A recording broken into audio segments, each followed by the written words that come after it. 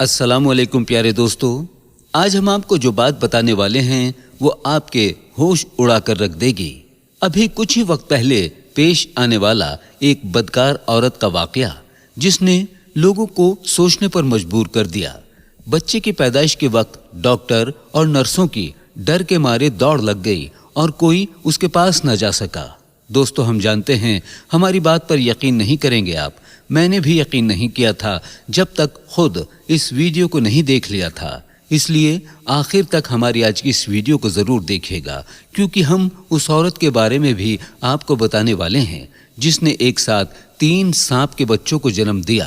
یہ سب کیوں، کیسے اور کہاں پر پیش آیا، اس کو جاننے کے لیے آپ ہمارے چینل کو سبسکرائب نہیں کیا ہے تو سبسکرائب کر لیں اور ساتھ میں بیل آئیکن بھی ضرور کلک کر لیں تاکہ مزید ایسی حیران کن ویڈیوز آپ تک ہر روز وقت پر پہنچ جائے۔ تو آئیے دوستو، آج کی اس ویڈیو کو شروع کر لیتے ہیں۔ پیارے دوستو، درد بھری عبرتناک داستان اسی عورت کی زبان میں آپ کو سناتا ہوں۔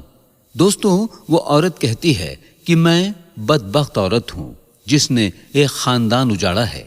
میں اپنا نام نہیں بتا پاؤں گی۔ میٹرک پاس کرنے کے بعد مجھے لڑکوں سے دوستی کرنے کی عادت ہو گئی۔ میرے ماں باپ تو ان پڑھ تھے، ان کو کچھ معلوم نہیں تھا۔ میری ایک لڑکے سے دوستی ہو گئی، ہمارے محلے کا ہی تھا، اس سے ملنا جلنا رہتا تھا اور میں ہر حد سے گزر گئی، یہاں تک کہ ممکن ہوتا وہ گناہ میں کرتی رہی، غلط کام کرتی رہی۔ ایک کو چھوڑا تو دوسرے سے دوستی کر لی۔ میری ماں کو ایک دن معلوم ہو گیا تو انہوں نے میری شادی کا فیصلہ کیا۔ جس گھر میں میری شادی ہوئی تھی، میرا شوہر غریبی کا ستایا ہوا، بچپن میں ہی ماں باپ کا سایہ نہ رہا۔ ماں نے مصیبتوں سے اس کو پالا تھا، کبھی لوگوں کے برتن دھو کر تو کبھی لوگوں کے جوتے پالش کر کے۔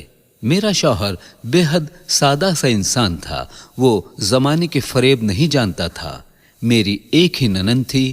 میری اور ننند کی شادی ایک دن کے وقفے سے ہوئی تھی۔ گھر میں ساس، شوہر اور ایک میں تھی۔ ساس نے مجھے اپنی بیٹی بنایا، لیکن میں بدبخت عورت ہوں۔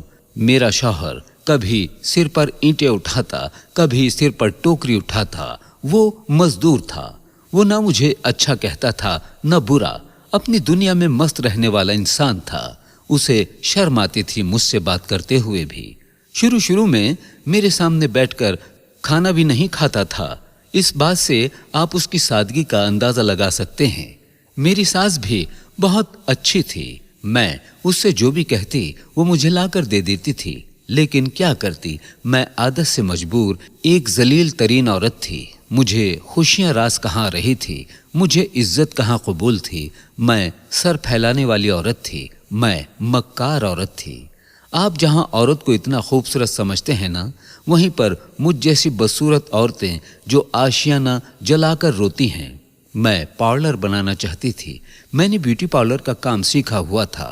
اس نے منع کر دیا کہ ایسا کام نہیں کرو گی، لیکن جب اپنے شوہر سے پہلے بات کی تو اس نے کہا کہ بنا لو، مجھے کوئی اعتراض نہیں۔ پھر میں نے پارلر بنایا، کام چلنے لگا، پر میری گندی عادت مجھے مجبور کرنے لگی۔ میں شادی شدہ ہونے کے باوجود بھی باہر منہ مارنے لگی۔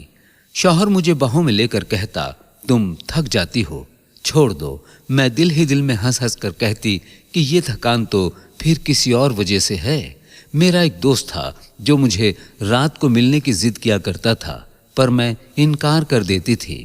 پھر مجھے اس نے ورگلانا شروع کر دیا تو میں اپنی ساس اور شوہر کو نیند کی گولیاں دینے لگی اور وہ سو جاتے تھے، اور میں اپنے دوست کے ساتھ گناہ کرتی تھی، گندے گندے کام کیا کرتی تھی۔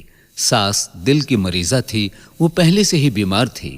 شاید ایک دن گولی کا ری ایکشن ہوا اور وہ تڑپ تڑپ کر مر گئی۔ اس کے بعد میں نے سوچا کہ پارلر چھوڑ دوں، لیکن گھر میں بے چینی ہونے لگتی تھی۔ شوہر مزدوری کر کے گھر آتا، کھانا کھاتا اور سو جاتا۔ میں اسے نیند کی گولیاں کھلانے لگی۔ اسی دوران 2 بار حاملہ بھی ہوئی، دونوں بار ابورشن کرایا۔ میں خوش ہوتی کہ میرا شوہر سویا رہتا ہے، مجھے ٹوکتا نہیں ہے۔ تیسری بار مجھے دیر سے پتہ چلا کہ میں حاملہ ہوں اور میں بچے کو گرا نہیں پائی۔ بچے کی پیدائش میں جب 2 مہینے باقی تھے، اچانک میرا شوہر بیمار ہو گیا۔ وہ نہیں جانتا تھا کہ اس کو زہر دینے والی اس کی اپنی ہی بیوی ہے۔ ایک دن وہ خون کی الٹیاں کرنے لگا۔ میں اسپتال لے گئی۔ ڈاکٹر نے بتایا کہ آپ کا شوہر نشہ اور کچھ لیتا ہے جو زہر بن چکا ہے۔ اس کے خون میں وہ زہر شامل ہو چکا ہے۔ علاج کے لیے بہت سارے پیسے لگیں گے۔ وہ نہیں جانتا تھا کہ اسے کیا ہوا۔ اس رات کو میری گود میں سر رکھ کر بچوں کی طرح رو رہا تھا۔ میرا ہاتھ بار بار چوم رہا تھا، کہہ رہا تھا کہ مجھے بچا لو، مجھے جینا ہے۔ موت کی طرف بڑھ رہا تھا۔ میرا ضمیر زندہ ہو رہا تھا۔ میں نے اس کے ساتھ کیا سلوک کیا تھا؟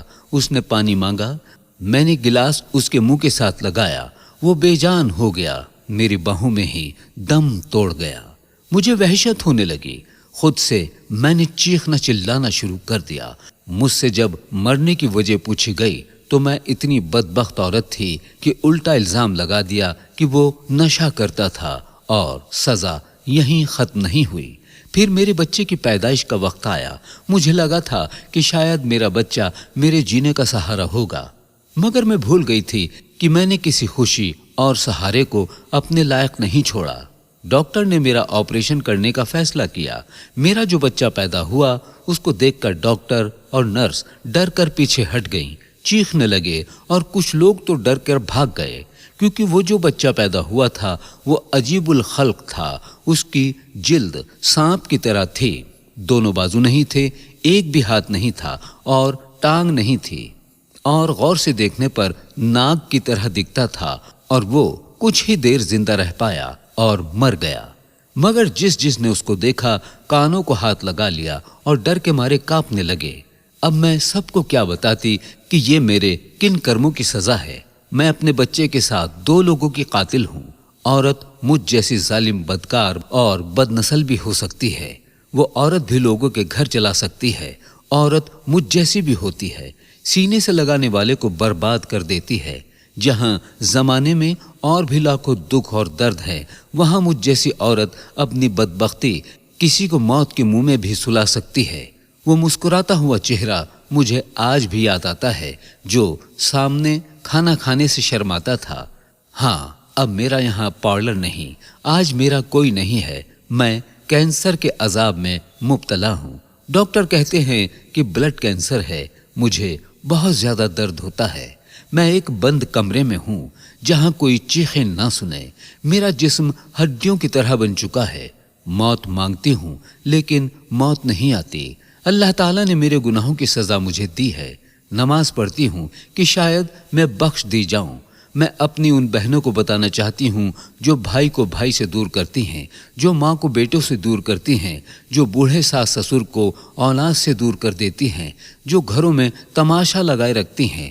ان کو بتانا چاہتی ہوں کہ انجام بہت بھیانک اور بہت زیادہ دردناک ہوتا ہے، کہ جوانی جب ڈھل جاتی ہے پھر انجام شروع ہونے لگتا ہے۔ سب سننے والے دعا کریں اللہ مجھے معاف کرے۔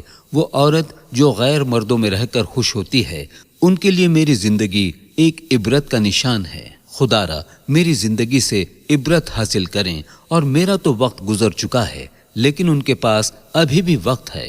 وقت پر دعا کریں۔